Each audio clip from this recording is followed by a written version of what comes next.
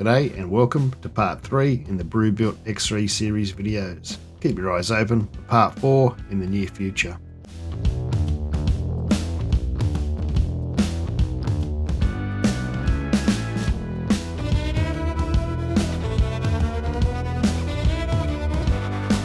And so for a quick wrap up, I've got my list here of my problems. The good stuff's the good stuff. This fermenter is unbelievable. It's beautiful. I've never seen a better finish fermenter. In all the fermenters I've looked at for home brewing, all the different brands, I won't mention names, but this is easily the best finish. It's like a mirror finish on the inside, which not many are. But here's my list of issues. It's heavy. It really is heavy. I'd suggest getting the wheels, unless you are just using it in one spot, get the wheels. They should have come included. But again, it's a price thing. It's very expensive. That's one of the issues too. It's not a cheap fermenter. It'll last you forever, but there's a bit of an outlay to get there. I think it's got too many ports. What are you gonna do with all those ports? I don't know. Maybe someone, leave a comment down below if you can tell me what you're going to use. 1, 2, 3, 4. There's so many ports on there. Way more than I'd ever use. And they kind of get in the way sometimes. You can work around them, but it's like, oh, if that wasn't there, this would be so much easier. Lots of cleaning. The more ports there are, the more cleaning there is. Even in a pro brewery, you should remove all the parts you can from a fermenter while you're cleaning, even if you're using clean in place and caustic and stuff. You know, in a brewery, they'll do it with the doors slightly ajar so the cleaner can come out and get into all those parts. They'll take every bit off, mostly hand wash. Some will have a bigger machine or something to put all the separate parts in and wash. But in a lot of the smaller craft breweries, it'll all be hand washed. So it's not just as simple as doing a clean in place with these things. You've still got to pull them apart if you're going to do a deep clean. I don't know if you could read that, but it says that effing seal. Because yeah, the seals I got with it, and even the replacement one I bought meant for it, yeah, it just wasn't good. As you've seen in the video, when I upgraded the seal, it's just worked 100% better. Alright, I briefly mentioned the weight before and how heavy this is.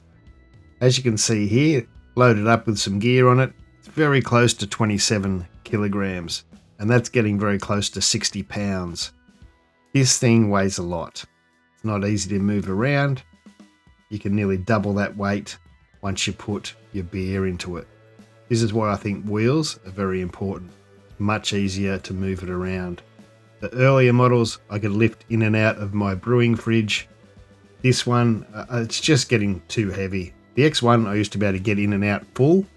The X2 I was starting to struggle. And this one I don't think I'd want to try and lift it around when it was full. Keep in mind, I did weigh it with these wheels on, but as you can see, although the wheels are really nice and sturdy, they're only a very small part of the weight. Of course, the wheels simply screw on. They do have this little metal plate, and I think what that is for, when you've tightened up these wheels, it's really hard to get in, even with a spanner, to those nuts in between the wheel and the bottom of the leg, but you can grip that little disc and spin it much more easily. Might also be to keep junk out of there. But what I can say after using it for a couple of months, having the wheels is a godsend. Being able to just push it around is very handy. And with those splayed out legs, it's not going to topple over. Some other models I've used with the straight legs, you can really feel that they get top heavy, even when you've got wheels. And I was always worried about it falling over. You don't get that with these legs. So we'll have a look at the warming wand. You may have seen a video I did a few months back where I hooked up one of the old school 2200 watt elements into a few different fittings into one of my fermenters. The trouble with using a 2200 watt one is it can get too hot. So I had to run it through a voltage controller just to make sure I didn't get any scorching. These elements are a much lower wattage. The one I purchased is a 125 watt model and it works just great. No voltage control needed.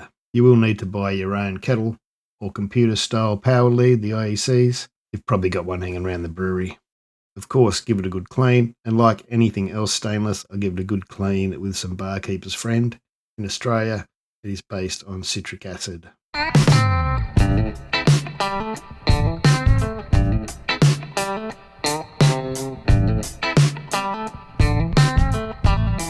rinse. And installation is a cinch. Just put the rubber on and slide her in. Now what some people might not realise, in breweries they often don't have heating for their fermenters in their conical style stainless fermenters, the big ones you see at breweries. 99.9% of them don't have any heating. They can rely on the thermal mass. In smaller fermenters like this, it's harder to rely on that thermal mass, so having heating is a really good thing. And in reality, I'm pretty sure most of the big breweries would love to have heating. It just gets a little bit too hard. And all I do with this is plug it into my modified glycol system.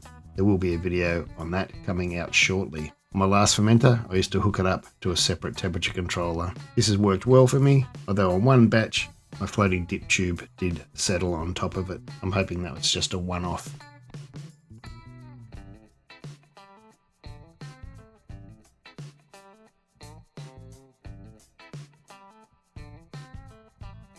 And now we come to the jacket.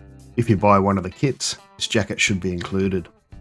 On my last fermenters, I didn't use jackets, but that's because I use the fermenters in a fridge. When you're not using one of these fermenters in the fridge, a jacket comes in really handy. Helps to stabilize the temperatures. And on this particular fermenter, the cone isn't insulated until you put the jacket on. You don't need the jacket, but it just works better. The one thing I was really surprised at is this jacket was easy to get on. If you've ever tried to get a jacket on any of the other brands or even the other models of Brewbuilt, they could be really hard. They were very, very tight and hard to get on. I didn't think I was going to get this one on, especially because I had the element in place, but it went on very easy compared to other models. The jacket also helps to reduce condensation when you have the glycol running, especially during a cold crash. As I said earlier, there'll be some follow-up videos on how I set it up with my glycol system.